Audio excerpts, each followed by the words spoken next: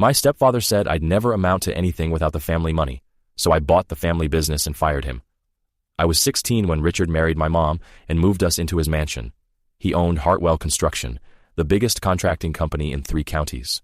At family dinners, he'd lean back in his leather chair, swirling whiskey, talking about legacy and bloodlines like some kind of king. "This business stays in the family," he'd announce, pointing his glass at Kevin. "Real family." The message was crystal clear. I wasn't real family. My biological father died when I was 8.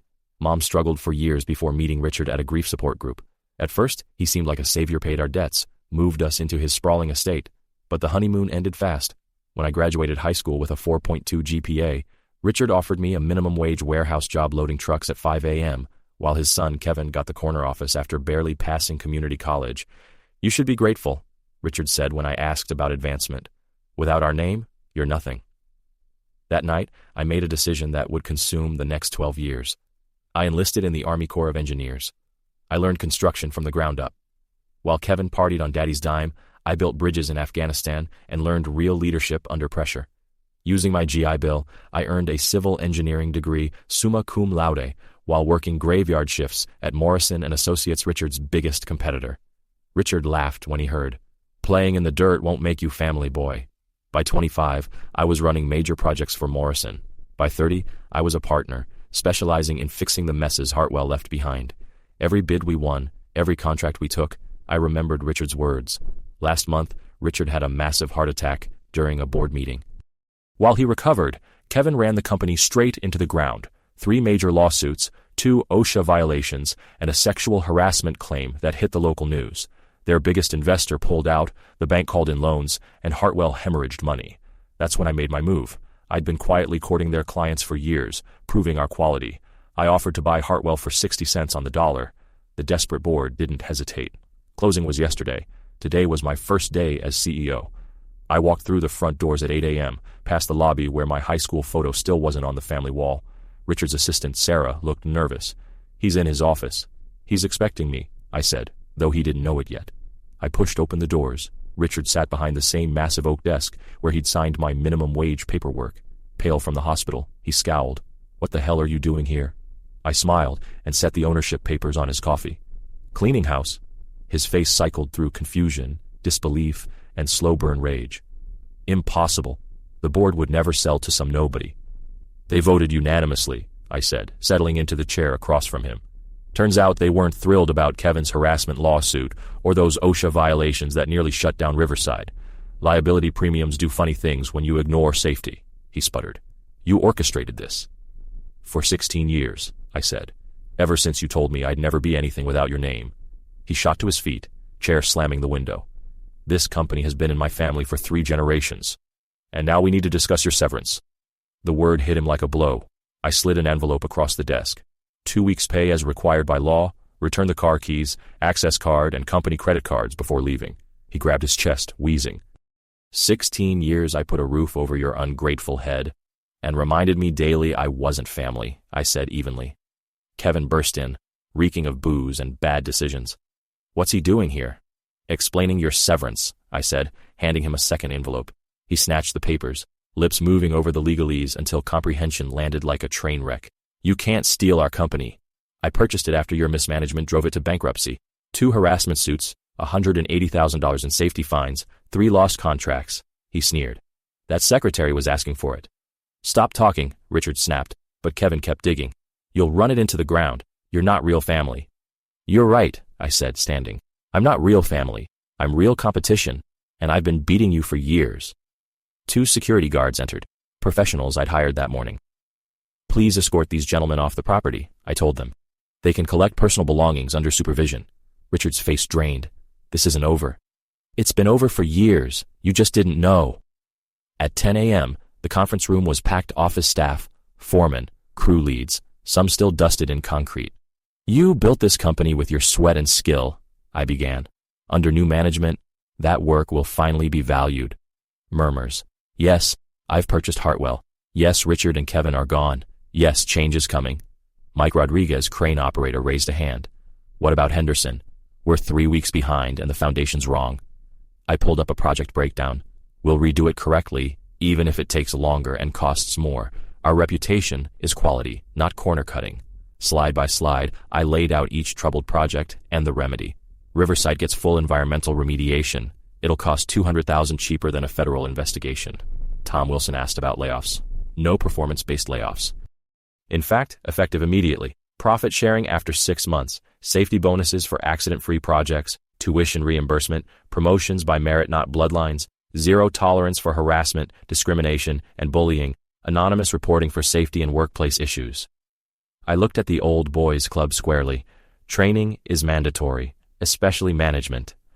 Sarah asked about her job. You're staying and getting a raise and a new title, executive assistant to the CEO. Your institutional knowledge is invaluable. For the first time in company history, people felt heard. Word spread fast. Developers who'd abandoned Hartwell called back. The paper ran a front-page story about new leadership.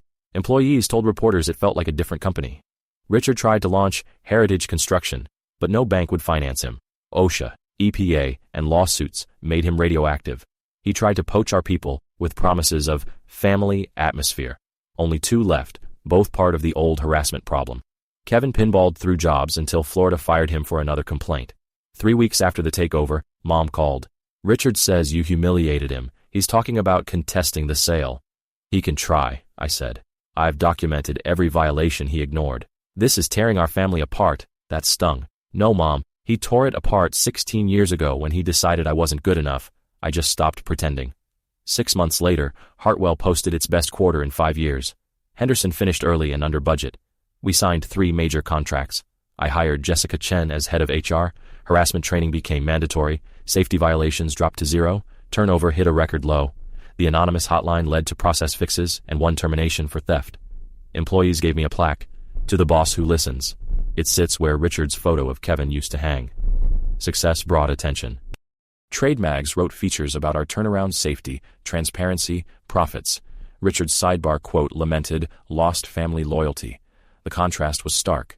A year later, Maria Santos, a new civil engineering grad, sat in my office. I heard you judge people by their work, not their connections. I hired her. On day 1, I took her to the remediated Riverside site. We build what lasts. We do it safe. We do it right. And here, family is what you make, not what you're born into. Within a year, she was running major phases. Henderson's finished project hit Architectural Digest for sustainable practices. 0 incidents in 8 months. Their CEO offered us an exclusive multi-year partnership. To scale, I recruited seasoned people Richard had blacklisted for having integrity. James Patterson, once punished for refusing to falsify inspections, became our director of quality.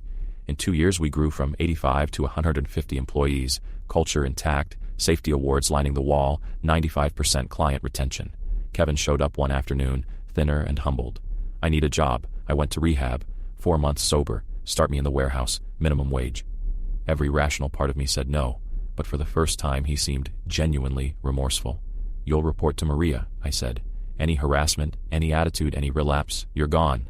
He showed early, stayed late, kept his head down. After 3 months, Maria admitted he was good, thorough, respectful. 6 months later, he earned a promotion to equipment coordinator, spoke up in safety meetings, mentored newer hands. At our reformed holiday party professional venue, limited alcohol, families welcome, he drank soda water and spent 20 minutes showing Maria's daughter how excavators work. 3 years in, a consortium offered a 5-year, $50 million regional partnership. To manage the growth, I promoted Maria to VP of Operations, the youngest in company history. Kevin was first to congratulate her. The irony wasn't lost on anyone. The kind of person Richard's era excluded was now helping lead our best era. Year 4 tested us. A satellite office had a scaffolding fall broken leg. Protocols weren't followed. I shut the site, retrained everyone, ate a $75,000 delay, and instituted quarterly culture checks and leadership rotations. Standards snapped back across all offices. Then Mom called, voice tight. Richard has stage 4 pancreatic cancer. I visited the hospital. The domineering man was gone, replaced by someone small and scared. I didn't think you'd come, he said. Mom asked me to. Silence. Then, I was wrong about you. Threatened by you from the beginning. You weren't my blood, and I couldn't handle you being better than Kevin. I spent years keeping you small. He coughed. I told him Kevin had changed and was working for us. His eyes widened. After everything, people can change if they want to. He stared at the ceiling. The company looks better than I ever made it. He turned to me. I'm proud of what you built. I should have said it years ago. I'm sorry for all of it. I surprised myself. I forgive you. He died 2 weeks later. At the small funeral, I gave a careful eulogy. After Kevin thanked me for the words, and for the chance. 6 months after Richard's death, Henderson offered our biggest project yet, a $25 million mixed-use anchor for downtown revitalization. We signed in the same room where Richard once offered me the warehouse job. Standing at the head of the table, surrounded by employees who trusted me and clients who respected us, I thought of the kid who'd enlisted rather than accept smallness. He could never have imagined this. Leading 300 people, partnered with top developers, financially secure beyond Richard's peak. But more than money, I was proud of the culture.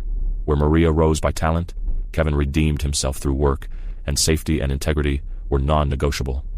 On the wall where Richard's portrait once hung, a photo from our latest safety award showed 150 smiling faces, the real heart of Hartwell. Sarah brought in a box. New business cards. I pulled one. Michael Hartwell, Chief Executive Officer, Hartwell Construction, building excellence together. For the first time, my last name was on a Hartwell card. Not because I married or inherited it, but because I earned it. That night I called Mom. She said the house felt empty, but peaceful. She wanted to visit the office to see what we'd built. After I hung up, I walked the quiet halls, project photos, safety awards, employee recognitions. In my office, the framed ownership papers weren't a trophy, but a reminder. Tomorrow would bring new deadlines and new problems. But tonight, I let myself feel it. Richard had been wrong about everything that mattered. I amounted to something without the family money. I built something better than he imagined by becoming the leader I needed when I was a kid loading trucks at dawn, dreaming of something better. The company that once embodied his legacy had become something else entirely, a place where talent is rewarded, safety is sacred, and family is defined by commitment and respect, not bloodlines. He said I'd never be anything without the name. He was wrong. I built my own name, my own family, my own definition of success, and that was worth everything it took to get here.